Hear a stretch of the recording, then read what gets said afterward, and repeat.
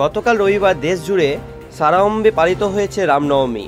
বাদ পড়েনি মুর্শিদাবাদ জেলার অন্যতম প্রাচীন শহর ধুলিয়ান। এই দিন ধুলিয়ান রামনবমী উদযাপন সমিতির পরিচালনায় অনুষ্ঠিত হওয়া বর্ণাঢ্য শোভাযাত্রা প্রায় 10,000 মানুষ অংশগ্রহণ করে। শোভাযাত্রায় পা মেলানো মানুষের মুখে জয় শ্রীরাম স্লোগানে চারদিক মুখরিত হয়।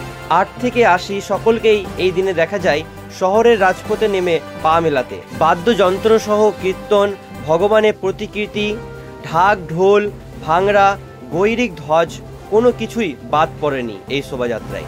সর্বোপরি বৃন্দাবন থেকে আগত স্বামীজি এবং অন্যান্য গুণী ও বিশিষ্ট মানুষের উপস্থিত এই শোভাযাত্রাকে এক অন্য মাত্রা এনে দেয়।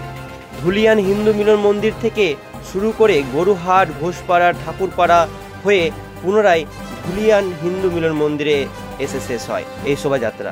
শোভাযাত্রা শেষে প্রত্যেক ভক্তদের হাতে প্রসাদ তুলে দেন কমিটির কর্মকর্তারা। এই দিন ধুলিয়ান শহরে আবারও একবার দেখা মিলল হিন্দু মুসলিম সম্প্রীতি।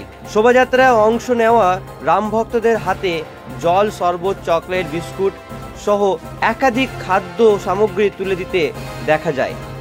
মুসলিম সমাজের মানুষদের দেখা যায় শোভাযাত্রার ওপরে পুষ্প বর্ষণ করতেও। এই দিন শোভাযাত্রা ঘিরে গোটা শহরে অটো নিরাপত্তার ব্যবস্থা করা হয় প্রশাসনের তরফে। ধুলিয়ান রামনবমী উদযাপন সমিতির সভাপতি জানান, বিগত বছরের তুলনায় এই বছরের শোভাযাত্রায় ভক্ত সমাগম ছিল অনেক বেশি এবং ভবিষ্যতে এই সংখ্যা আরও বাড়বে বলে তিনি আশাবাদী। আপনারা দেখছেন সি নিউজ ইন্ডিয়া।